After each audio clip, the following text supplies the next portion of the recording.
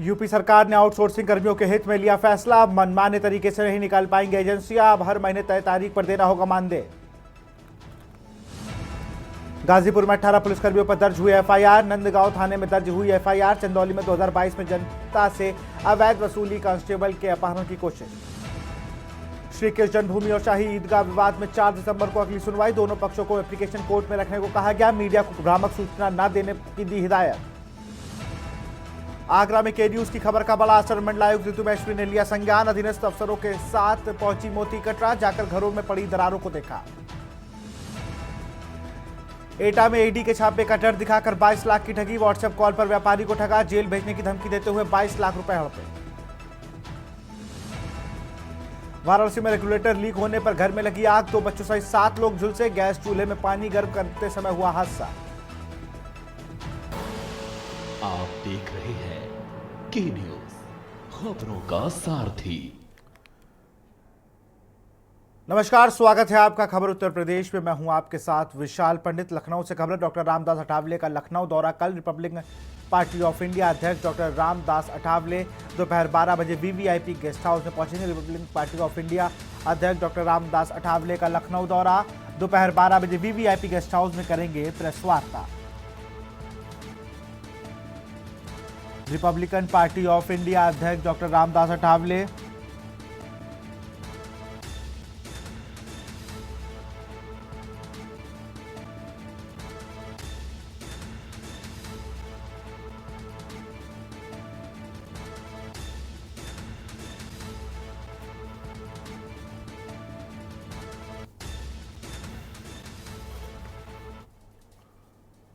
रायबरेली से खबर है। मुख्य सचिव मनोज कुमार सिंह का दौरा। 1 दिवसीय दौरे पर आ रहे हैं मुख्य सचिव।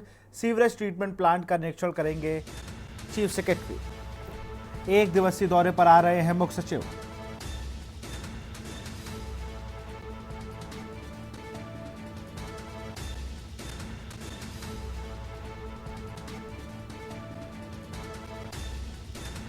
दोपहर 2 बजे तक बौद्धिक रायबरेली से खबर। बौद्धिक सम्मेलन में भी शामिल होंगे सीएस। रायबरेली से खबर। मुख्य सचिव का रायबरेली दौरा। 1 दिवसीय दौरे पर आ रहे हैं मुख्य सचिव।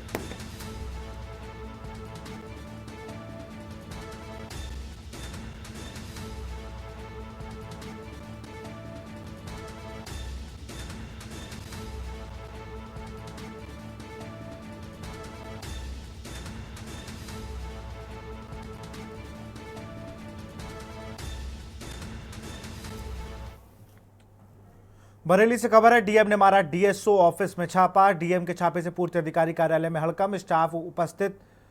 राशन कार्ड आवेदन रजिस्टरों को देखा। पेंडिंग आवेदनों में तेजी से निस्तारण करने के दिया आदेश। डीएम के छापे से पूर्ति अधिकारियों कार्यालय में हड़कंप मचा। स्टाफ उपस्थिति। राशन कार्ड आवेदन रजिस्टरों को देखा।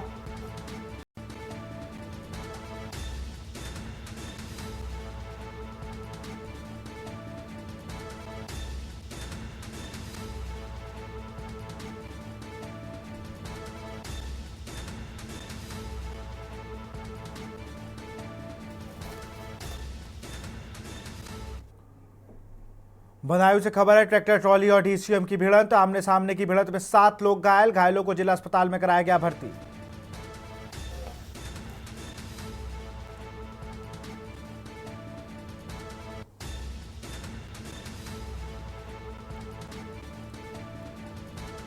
घायलों को जिला अस्पताल में कराया गया भर्ती।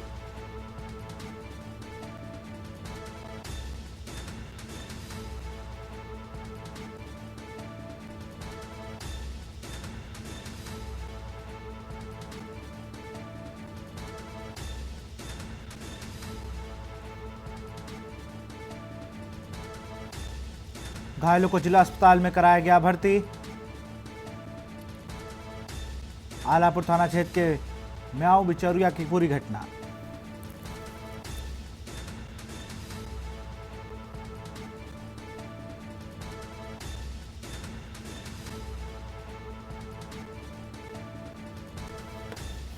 घायलों को जिला अस्पताल में कराया गया भर्ती।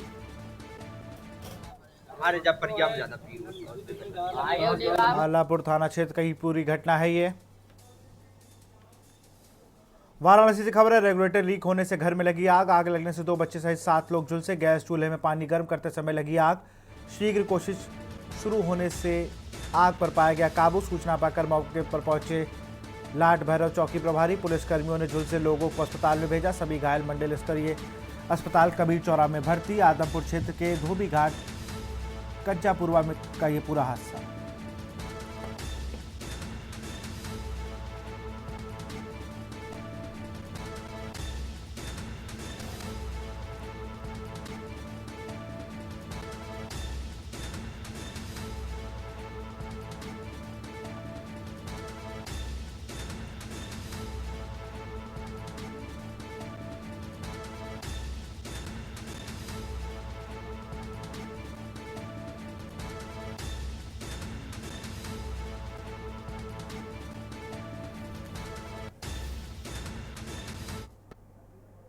संभल हिंसा पर उत्तर प्रदेश सरकार में मंत्री कपिल देव अग्रवाल ने लखनऊ में कहा कि अखिलेश यादव अब एक्स वाले नेता बन चुके हैं। साथ ही उन्होंने यह भी कहा कि संभल में जो हुआ वो अलग बात है, लेकिन विपक्ष के नेता अखिलेश यादव लगातार वहां के लोगों को गुमराह कर रहे हैं। साथ ही उन्होंने यह भी कहा कि जय श्री राम के लगाने वाले व्यक्ति अब अखिलेश यादव से पूछकर नारे लगाएंगे। कपिल देव अग्रवाल से बात की हमारे संवाददाता संदीप मिश्रा ने। क्या कुछ कहा कपिल देव अग्रवाल ने, आपको सुनाते हैं।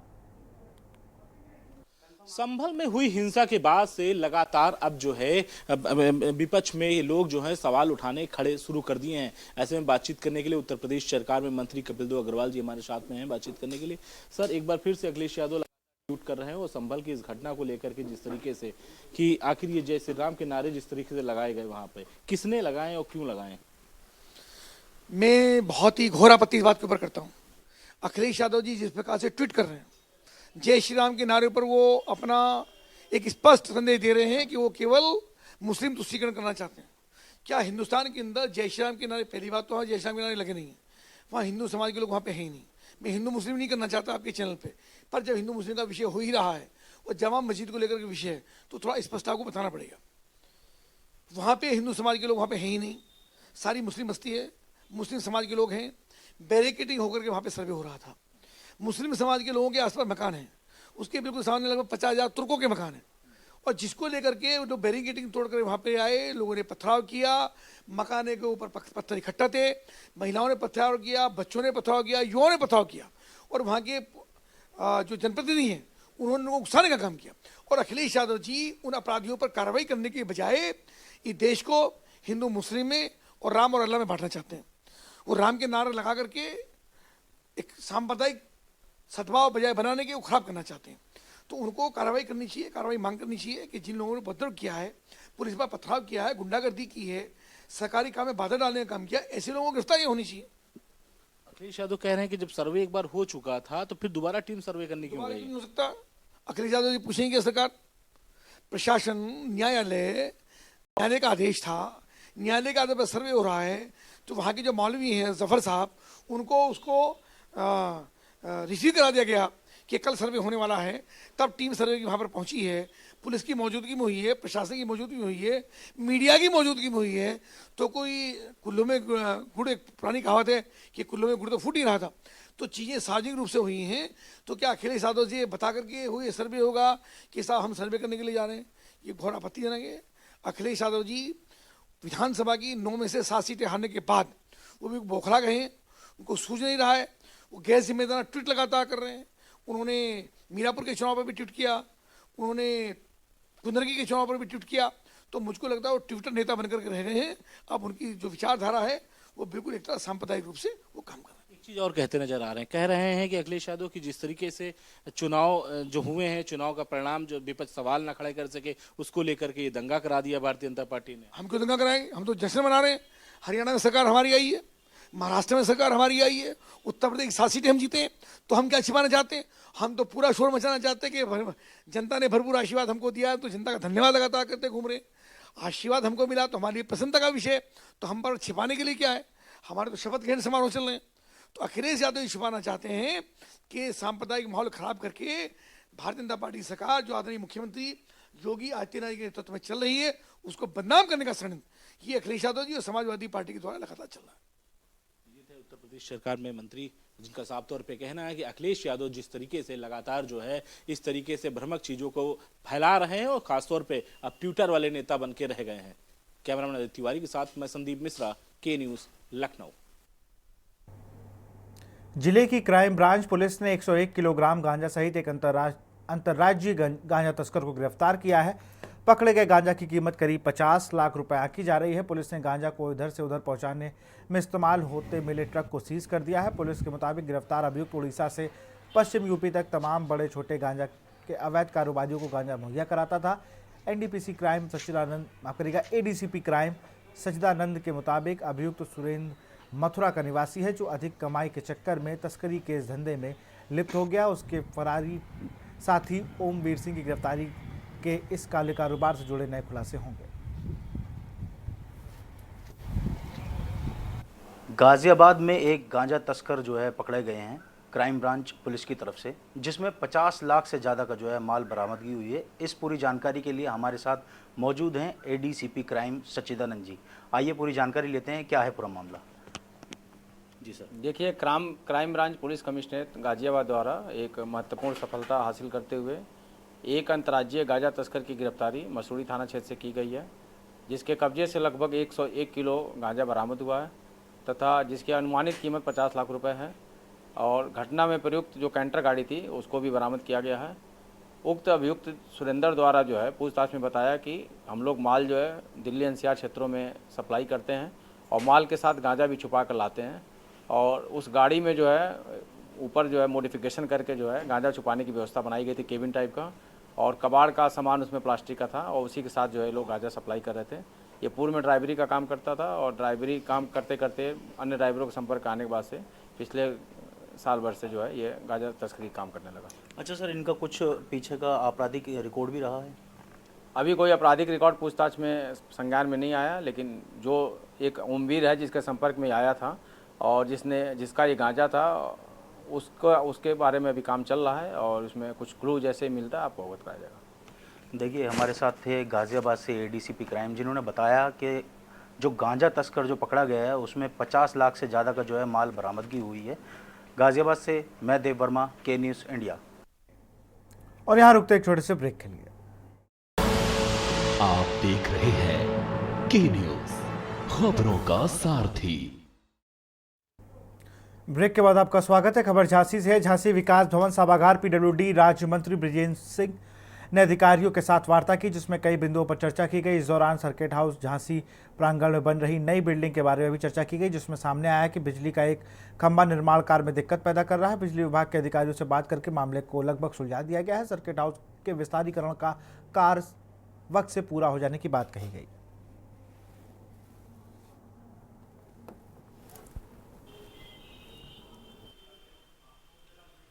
नहीं, उसमें उसकी क्वालिटी में कोई कमी नहीं है। एक दो इशू विद्युत विभाग को लेकर के थे। विद्युत विभाग के उन विषयों को लेकर के मैंने मुख्य विकास अधिकारी मेरे साथ बैठक में उपस्थित थे। विद्युत विभाग के अधिकारियों के साथ और मेरे विभाग के अधिकारियों के साथ एक बैठक जिलाधिकारी की अध्यक्षता में कराने के लिए मैंने निर्देशित किया है। और जैसे ही वहाँ से विद्युत विभाग का पोल और जो उनकी लाइन है वो लाइन हट जाएगी तो हमारे वहाँ की जो प्रगति है वो तुरंत बढ़ जाएगी और उसको समय सीमा के अंदर हम पूरा कर देंगे। बैठक में क्या निर्देश दे दिए आपको? बैठक में यही, हमारे सारे कार्य समय सीमा के अंदर पूर्ण हो और सारे कार्य गुणवत्ता और पूरी पारदर्शिता के साथ पूर्ण किए जाए। खबर कानपुर से है। जनवरी 2025 में होने वाले महाकुंभ को लेकर तैयारियां जोरों पर हैं। प्रदेश सरकार ने भी शासनादेश के जरिए सभी विभागों को निर्देशित किया है, गंगा में गिर रहे नालों को एसटीपी के जरिए प्रभावी ढंग से नियंत्रण किया जाए। लेकिन कानपुर में अभी भी कई ऐसे नाले हैं जो टैप और अनटैप नाले जो गंगा में दूषित कर रहे हैं। बता दें कि प्रदेश सरकार में नमामि गंगे योजना के तहत करोड़ों रुपए का प्रोजेक्ट से रानी घाट, मस्कर घाट, टपका नाला, सीसामऊ नाला समेत अन्य नालों का टैप कराया गया था। लेकिन विभागों की लापरवाही के चलते आज भी मोक्षदायिनी मां गंगा में सीधे तौर पर नाले गिर रहे हैं। फिलहाल उत्तर प्रदेश प्रदूषण नियंत्रण बोर्ड के क्षेत्रीय अधिकारी अमित मिश्रा का कहना है कि जिलाधिकारी कानपुर नगर के द्वारा 9 टीमें का गठन किया गया है, जो जाजमुखी, टेनिया समेत एसटीपी प्लान की भी निगरानी करेंगी।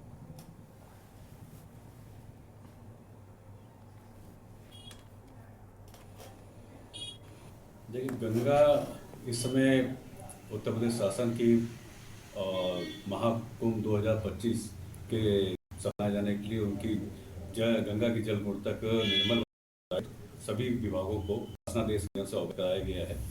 महाकुंभ से पूर्व भी जनपद स्तर पर एक्शन प्लान तैयार कर लिया गया है। संबंधित विभाग में उत्तर प्रदेश जल निगम ग्रामीण, उत्तर प्रदेश जल निगम नगरीय और कार्यदायी संस्था के आरएमपी में नगर निगम सभी को निर्देश दिए गए हैं। जो भी सीपी है शोधन संयंत्र उसको प्रभावी ढंग से चलाएं और मानक के अनुसार शुद्धिकृत उत्पाद इरिगेशन चैनल में प्रभावित किया जाए। देखिए, 13 जनवरी 2025 से प्रयागराज में महाकुंभ शुरू होने जा रहा है। एक बहुत ही पावन अवसर है। क्योंकि कानपुर गंगा पर बसा है तो कानपुर शहर की कानपुर नगर निगम की पूरी तैयारी है किस तरह का अनट्रीटेड वाटर गंगा नदी में ना जाए। हमने यहाँ पर वन सिटी वन ऑपरेटर के तहत KRMPL कंपनी और जितने भी STP और CETP से जुड़े जितने भी हमारे स्टेक होल्डर हैं सबके साथ हमने मीटिंग कर ली है कि किसी भी तरह का अनट्रीटेड वाटर गंगा नदी में ना जाए। इसके अलावा हमारे बाकी 5 नाले बसते हैं, वहाँ पे बायो रेमेडिएशन के द्वारा हम उस पानी को ट्रीट करते हैं। तो किसी भी तरह का अनट्रीटेड वाटर गंगा नदी में नहीं जाता है। 3 महीने के दौरान भी हमारा प्रयास यही रहेगा कहीं से भी किसी भी नाले से किसी भी नाली से अनट्रीटेड वाटर गंगा नदी में ना जाए और महाकुंभ में सभी लोग एक पवित्र का प्रोग्राम का आनंद लें। और कानपुर शहर उसके लिए पूरी तरह तैयार है, पूरी तरह सजग है। फर्रुखाबाद के अमृतपुर विधानसभा के ग्राम मुखरा में बीते दिनों प्रशासन द्वारा कई ग्रामीणों के मकानों पर ध्वस्तीकरण की कार्यवाही की गई थी। इस घटना के वास्तविकता को जब डॉक्टर जितेंद्र सिंह यादव ने जाना तो कई साथियों को लेकर घटनास्थल उखरा पहुंचे। उन्होंने उस समय तुरंत राहत देने के लिए भोजन और आर्थिक मदद की। घटना के सबसे ज़्यादा जरूरतमंद परिवार अनिल कुमार का था, जिसकी लड़की की प्रवीणा की शादी 27 नवंबर 2024 को होनी थी। इस घटना से लड़की के घर के सदस्य चिंतित थे और बेटी की शादी अब कैसे कर पाएंगे। इस पे बेदाना के डॉक्टर जितेंद्र सिंह यादव ने गंभीरता से संज्ञान में लेकर शादी करवाने का आश्वासन दिया। उसी आश्वासन को पूरा करने के लिए डॉक्टर जितेंद्र सिंह ने वैवाहिक कार्यक्रम को संपन्न कराने के लिए दान संबंधी समस्त सामान देकर अपने आश्वासन को पूरा किया और गेस्ट हाउस नवाबगंज पहुंचकर परिजनों को मिलकर शुभकामनाएं दी। उनके साथ ब्लॉक प्रमुख नवाबगंज डॉक्टर अनीता रंजन, सुरेंद्र सिंह गौर, भोला यादव, प्रदीप यादव, संजीव प्रधान, राजीव प्रधान, डॉक्टर नवरंग सिंह, अश्विनी यादव, अनुराग यादव आदि ने वर वधू को आशीर्वाद दिया।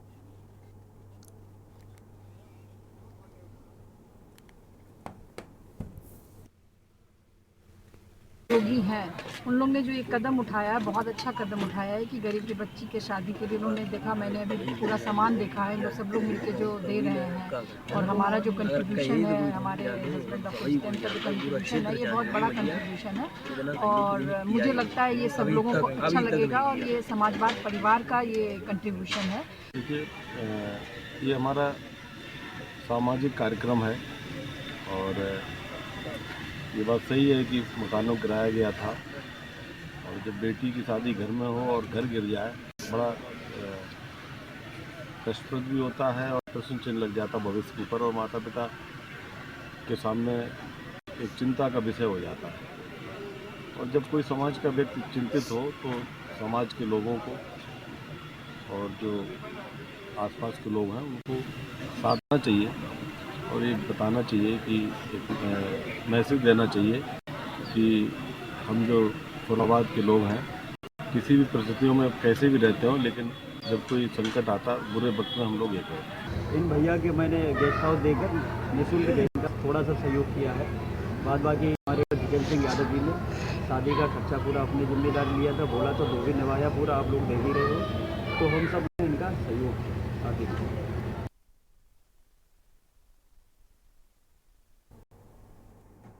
के नवाबगंज थाना क्षेत्र में बीते माह 28 सितंबर को ग्राम उखरा में जिला प्रशासन की ओर से ग्राम समाज की भूमि पर बनाए गए मकानों पर बुलडोजर चलाया गया था। ग्रामीणों का आरोप था कि उनको बगैर किसी नोटिस दिए ही यह कार्रवाई की गई थी। उन पीड़ितों में एक पीड़ित ऐसा भी था जिसकी पुत्री की शादी होने थी। आवास गिराए गए, उसमें लोगों की गृहस्थी भी दब गई थी। पुत्री की शादी के लिए जो तैयारी की गई थी वह भी सामान भी उसमें दब गया था। उस सभी पूरे प्रकरण को देखते हुए समाजवादी पार्टी के प्रदेश सचिव जितेंद्र सिंह यादव ने पूरे मामले को देखा और वहां पहुंचकर यह आश्वासन दिया था कि पुत्री की शादी वह अपने खर्चे से कराएंगे और जो भी सहयोग होगा उसको पूर्ण रूप से किया जाएगा। आज नवाबगंज के एक मैरिज हॉल में यह विवाह बड़े ही धूमधाम से संपन्न किया जा रहा है। आप मेरे पीछे देख सकते हैं, मैं चाहूँगा कैमरामैन से दिखाएं कि तो डॉक्टर जितेंद्र सिंह यादव है, उनके द्वारा इस पुत्री को जो उपहार स्वरूप सामान सभी दिया गया है। इधर आप देख सकते हैं अलमीरा है, बेड है, वॉशिंग मशीन है, फ्रिज है, कूलर है, कुर्सी, सोफा, बक्सा, जो भी दैनिक उपयोग की चीज़ें होती हैं वह सभी दी गई हैं। तो साफ तौर पर कह सकते हैं जो इन ग्रामीणों से डॉक्टर जितेंद्र सिंह यादव ने वादा किया था वह अपने वादे पर खरे उतरे हैं। साथ ही साथ जिस गेस्ट हाउस में इस कार्यक्रम का आयोजन किया गया है उस गेस्ट हाउस के जो स्वामी हैं उन्होंने भी ये गेस्ट हाउस उनको निःशुल्क उपलब्ध कराया है। तो आज इस कार्यक्रम को बड़े ही धूमधाम से यहाँ पर संपन्न किया जा रहा है। वीडियो जर्नलिस्ट के साथ पंकज प्रकाश, के न्यूज़, फर्रुखाबाद।